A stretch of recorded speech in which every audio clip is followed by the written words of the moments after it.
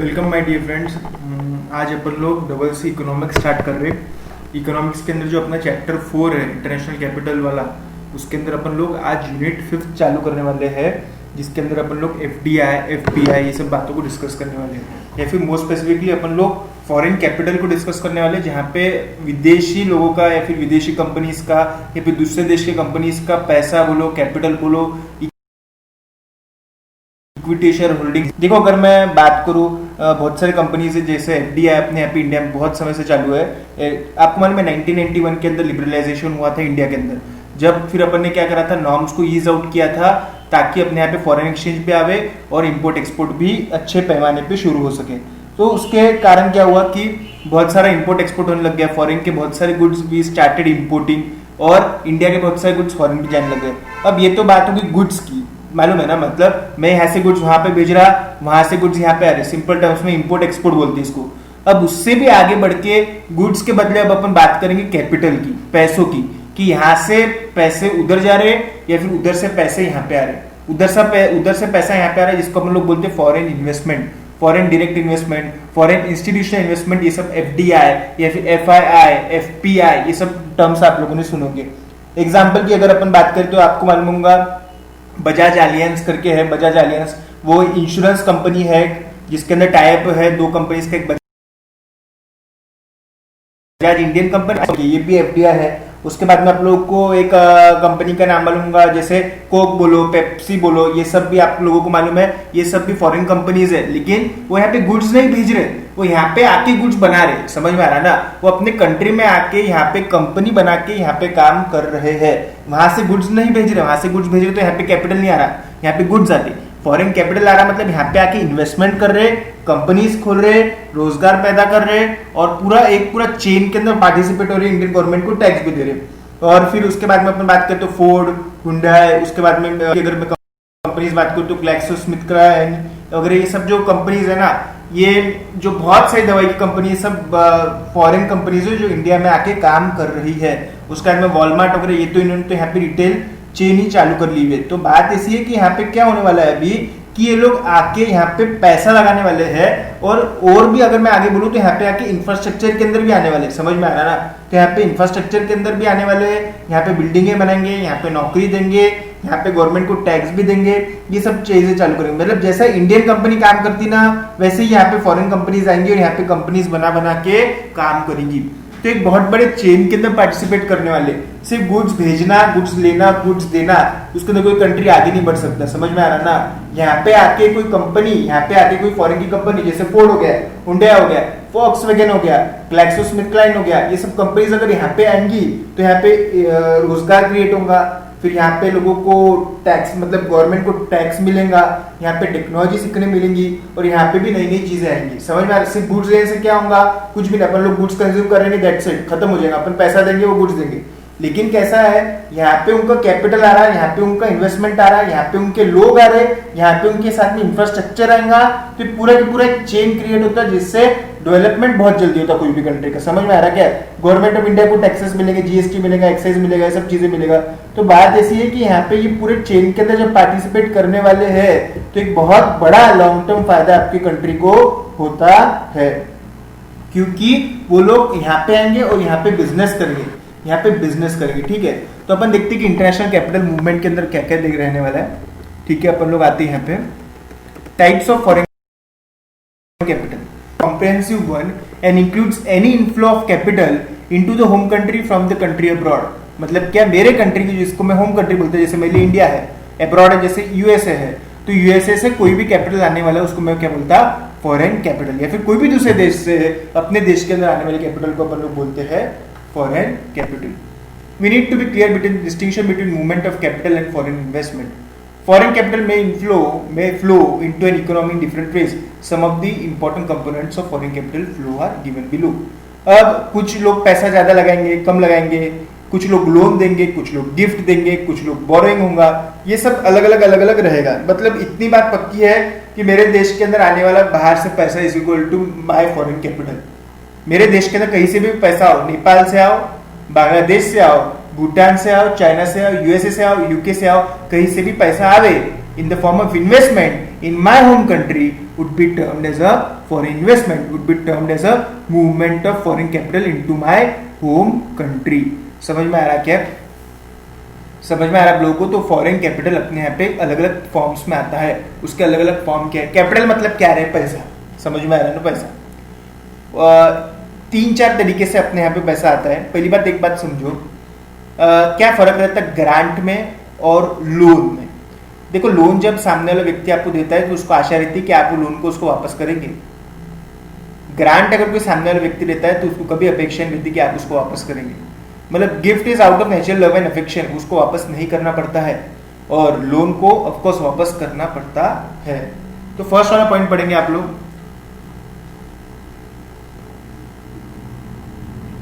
Foreign aid और assistance which may be bilateral और direct inter government grants.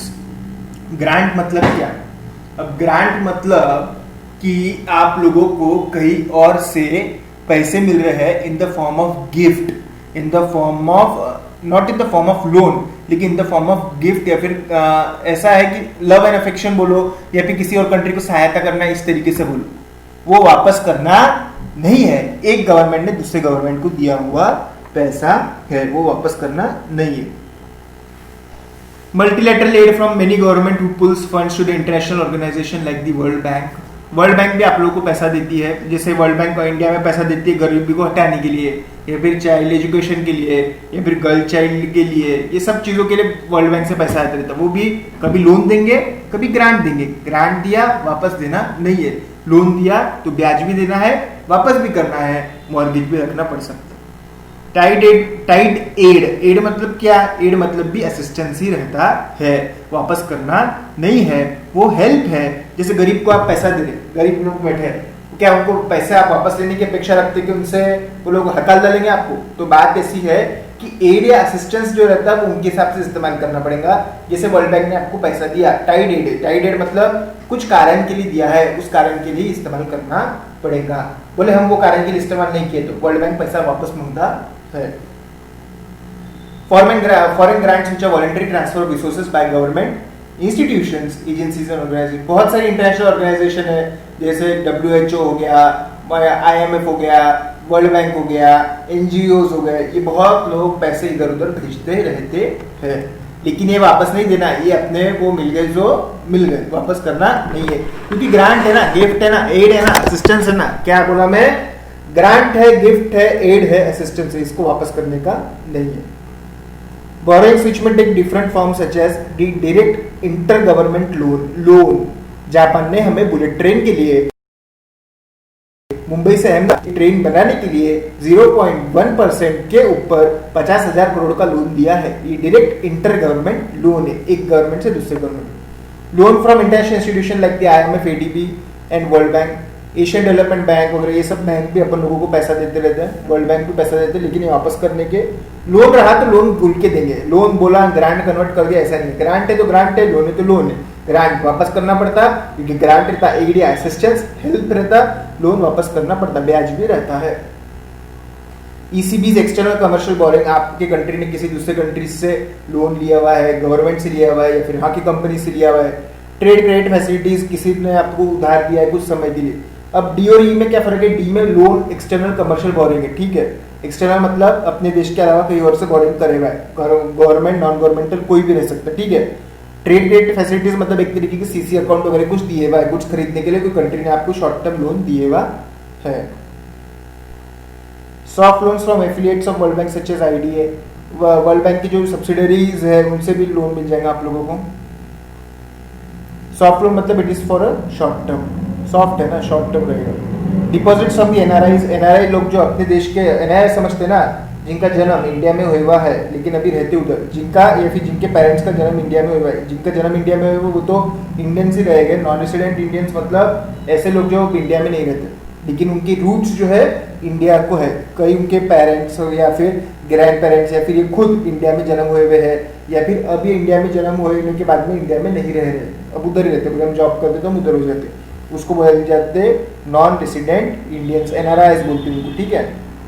तो NRI लोगों का डिपॉजिट यहाँ पे पड़ा रहता है क्योंकि उनकी रूट्स तो यहाँ पे ही है, घर वर यहाँ ही पड़े रहते हैं, उनके बैंक डिपॉजिट्स यहाँ पे रहते हैं. और लास्ट बट नॉट लीस्ट सबसे important is the FDI and the FPI. अब मैं पॉइंट नंबर 2 पे आऊंगा। पहले FDI in industrial commercial similar enterprises, और उसके ऊपर वाला 1 नंबर पे FPI in bonds stock shares and securities. मतलब फॉरेन कंपनीज अपने कंपनी के शेयर वगैरह खरीदते हैं, वो शेयर खरीदना को बोलते हैं FPI, foreign portfolio investment. Portfolio मतलब शेयर्स, म्यूचुअल फंड्स, डिबेंचर्स, ये सब का। और FDI industrial commercial other enterprises में होता है। एफडीआई कोई कंपनी के अंदर इन्वेस्टमेंट रहता, और एफपीआई सिंपल बोलूँ तो मैं शेयर्स, बॉन्ड, सिक्योरिटीज खरीदना है। वो अपना एफपीआई और एफडीआई के ऊपर ही अपना टॉपिक रहेगा, बाकी का कुछ भी डिस्कशन आगे नहीं लिया हुआ है क्योंकि it is beyond the scope of syllabus. लेकिन एफपीआई और एफडीआई का डिटेल में डिस्कशन होगा। एक बार शांति से पढ़ो तो पूरा। पहला वाला पॉइंट इज फॉर ग्रांट, दूसरा वाला पॉइंट इज फॉर लोन, तीसरा वाला point is for deposit from NRI, चौथा एफडीआई और एफपीआई।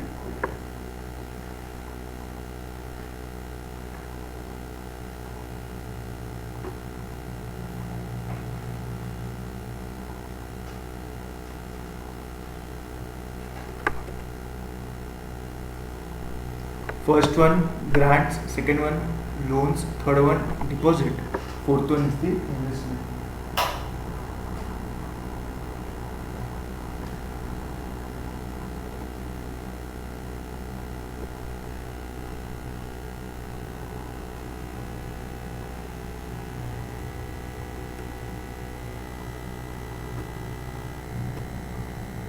अब अपन लोग देखेंगे एफडीआई और एफपीआई में फर्क क्या रहता है। देखो बेसिकली क्या रहता है मालूम है क्या कि एफडीआई के अंदर आप सामने वाले कंट्री के कोई तो भी कंपनी के अंदर लॉन्ग टर्म इन्वेस्टमेंट करेंगे। अब कोई भी कंपनी के अंदर इन्वेस्टमेंट करना किस सेंस में रहता कि उसके शेयर खरीदना, एक स्पेसिफिक परसेंटेज के ऊपर शेयर खरीदना। स्पेसिफिक परसेंटेज यहाँ पे जैसे 10%, तो उसके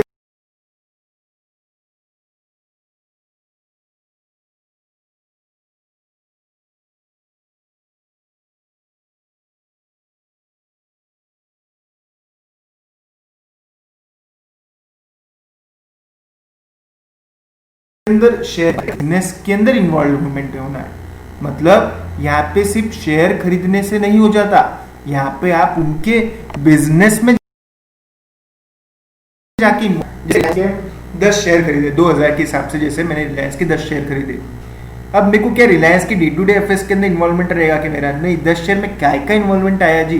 तो बात है ये सिर्फ एफपीआई जैसा हो गया, मतलब शॉर्ट टर्म इन्वेस्टमेंट करा, मुनाफा करा, मेरे को मुनाफा हो गया, मैं शेयर बेच के मुकला हो गया, मैं बेच दिया शेयर। एफडीआई में कैसा है, तो आप बहुत बड़ा इन्वेस्टमेंट करेंगे, इन्वेस्टमेंट के साथ में आप जाके वहां पे बिजनेस स्टार्ट करेंगे और वहां पे सभी चीजों के अंदर इन्वॉल्व होंगे।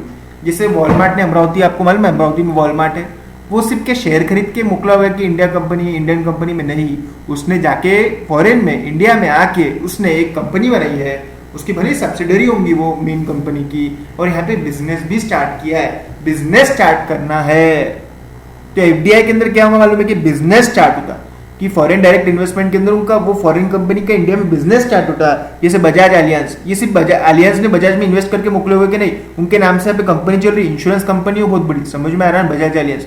जैसे पेप्सी और कोको कोला, ये क्या यहाँ पे सिर्फ कोई तो भी कंपनी में इन्वेस्ट करके चलेगा कि नहीं, यहाँ पे तो प्रोडक्ट चल रहा है ना उनका पेप्सी और कोको कोला, समझ में आ रहा है। फोर्ड और हुंडई सिर्फ कोई भी कंपनी में इन्वेस्ट करके यहाँ पे नजारा दो के गायब हो गई क्या, नहीं, यहाँ पे उनका ब्रांड चल रहा है, यहाँ पे मैन्युफैक्चरिंग हो रहा है, यहाँ पे प्रोडक्शन हो रहा है, यहाँ पे नौकरियां मिल रही है, यहाँ पे टैक्स जा रहा है, यहाँ पे परचेस हो रहा है, यहाँ पे सेल हो रहा है और यहाँ से एक्सपोर्ट भी हो रहा।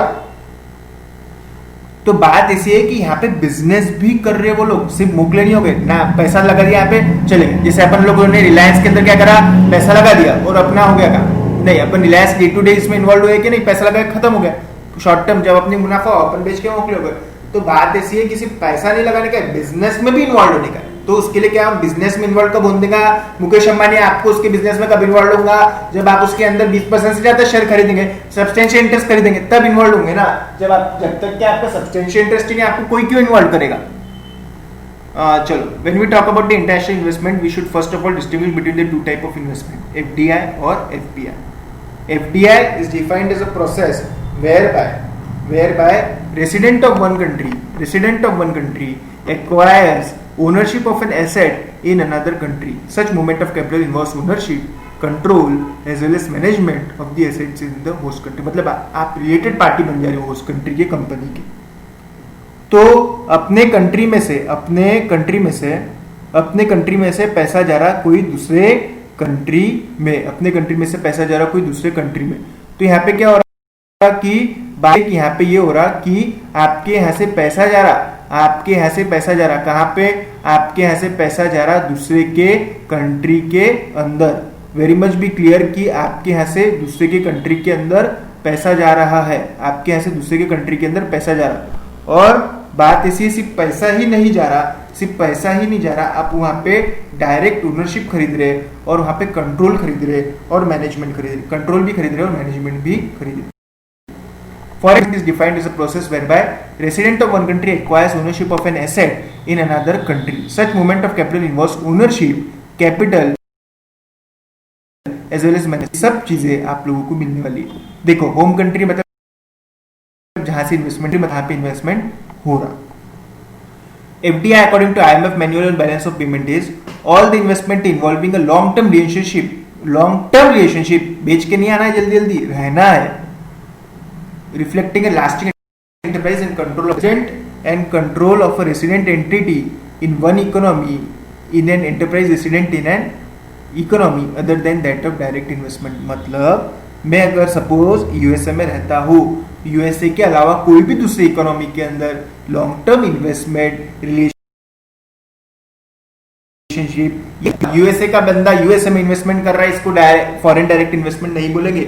यूएसए का इन्वेस्टर कोई दूसरे इकोनॉमी में जाके वहां पे इन्वेस्ट कर रहा है, वो भी लंबे समय के लिए, लास्टिंग इंटरेस्ट के लिए, कंट्रोल मिलने के लिए। आई रिपीट, यूएसए का इन्वेस्टर कोई दूसरे इकोनॉमी में जाके इन्वेस्ट कर रहा for ownership, control and management of assets और acquisition of more than 10% of shares of the target asset. और वो टारगेट मतलब होस्ट कंट्री के अंदर कोई भी कंपनी के अंदर 10% से ज्यादा वोटिंग पावर खरीदा, 10% से ज्यादा शेयर खरीद रहा।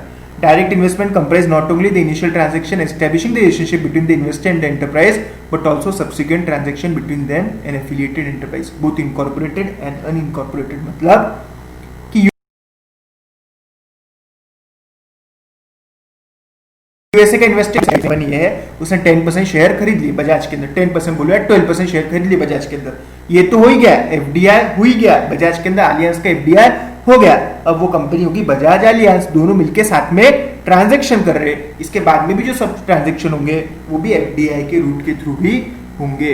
अब सिर्फ बजाज नहीं है, सिर्फ अलियांस नहीं है इंडिया में, बजाज अलियांस है। बजाज अलियांस इंश्योरेंस कंपनी बहुत बड़ी है जो दोनों मिलके काम कर रहे हैं। अलियांस के सिर्फ शेयर लेके मोकला हुआ क्या नहीं, बजाज अलियांस मिलके यहाँ पे ओनरशिप भी ले रहे, कंट्रोल भी ले रहे और मैनेजमेंट भी हो रहा। मतलब अलियांस कंपनी पैसा ही तो लगा ही रहे, पैसा तो लगा ही रही बजाज में, उसको मिल रहा ओनरशिप, उसको मिल रहे बोर्ड ऑफ डायरेक्टर्स का governing power, management of day to day activities और कंट्रोल। अलियांस का कंट्रोल आ गया बजाज के अंदर। अब जो बजाज का अलियांस का जो भी ट्रांजैक्शन होंगे बजाज के सब्सिडरी के साथ में, बजाज के साथ में, बजाज के जॉइंट वेंचर्स के साथ में, इसको सबको क्या बोलते हैं, एफिलिएटेड एंटरप्राइज के साथ में होने वाले ट्रांजैक्शन, भले ही वो कंपनी के रूप में हो स्थापित या फिर ना हो, इनकॉर्पोरेटेड या फिर अनइनकॉर्पोरेटेड, लेकिन वो सब काय के अंदर आने वाले हैं डायरेक्ट रिलेशनशिप के बीच में। मतलब ये सब रिलेटेड पार्टी ट्रांजैक्शन हो जाएंगे और ये इन्वेस्टर और इन्वेस्टर के बीच वाले रिलेशनशिप कहलाएंगे, that is known as FDI.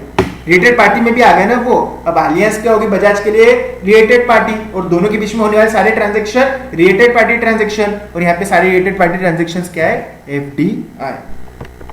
तो होस्ट कंट्री मतलब जहां से इन्वेस्टमेंट आ रहा, सॉरी होस्ट कंट्री जहां पे इन्वेस्टमेंट हो रहा, होम कंट्री जहां से इन्वेस्टमेंट जा रहा है। Resident of one country, home country acquires ownership of an asset in another country, जहां पे इन्वेस्टमेंट हो रहा है उसको होस्ट कंपनी, जिसमें इन्वेस्टमेंट हो रहा है उसको टारगेट कंपनी, जो इन्वेस्टमेंट कर रहा है उसको होम कंट्री से रहना जरूरी है।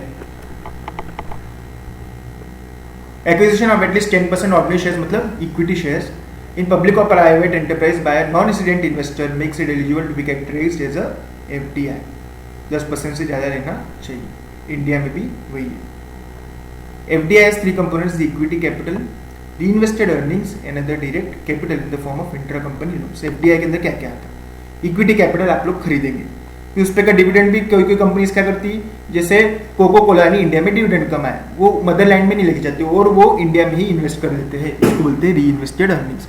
कोको कोला अमेरिका ने कोको कोला इंडिया को लोन दिया, ये भी एफडीआई के अंदर ही आएगा। फॉरेन डायरेक्ट इन्वेस्टर्स में भी इंडिविजुअल्स, और वहां से जो होम कंट्री जहां से इन्वेस्टमेंट आने वाला है अपनी कंट्री के अंदर, वो कौन रह सकते, इंडिविजुअल रह सकते, कोई व्यक्ति रह सकता, कोई कंपनी रह सकता, प्राइवेट पब्लिक कोई भी रह सकता, एनी फॉर्म ऑफ पर्सन जो आपने इनकम टैक्स में पढ़ा हुआ है। इंडिविजुअल, एचयूएफ तो नहीं रहेगा उधर, इंडिविजुअल रहेगा, फर्म रहेगा, कंपनी रहेगा, कोई भी रह सकता है, इनकॉर्पोरेटेड अनइनकॉर्पोरेटेड, कोई भी व्यक्ति कर सकता है इंडिया में इन्वेस्टमेंट। पैसा होना बस, समझ में आ रहा ना। कौन कर सकता बोले शेयर के अंदर इन्वेस्टमेंट? अरे बाबा 1 साल का बच्चा भी कर सकता, 6 साल का भी कर सकता, 60 साल का भी कर सकता, 66 साल का भी कर सकता, 101 साल का भी कर सकता, कंपनी भी कर सकती, फर्म भी कर सकती, एओपी भी कर सकता, बीओआई भी कर सकता, ट्रस्ट भी कर सकता, मंदिर वाले भी कर सकते, बैंक वाले भी कर सकते, कंपनी भी कर सकते, फर्म भी कर सकते, कोई भी कर सकता है। Main form of FDR opening of overseas company, जैसे बजाज अलियांस एक कंपनी खुली है यहाँ पे, कोको कोला इंडिया में, कोको कोला नाम की कंपनी खुली हुई है, कोको कोला इंडिया लिमिटेड, समझ में आ रहा है ना। Including the establishment of subsidies, उनकी सब्सिडीज खोल सकते हैं, जेवीज खोल सकते हैं, ठीक है।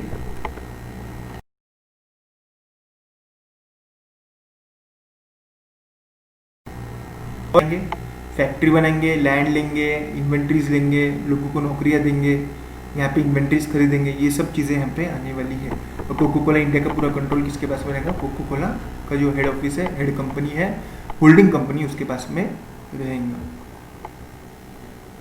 ठीक है। आगे का अपन लोग नेक्स्ट टॉपिक में। Have a great day, thank you.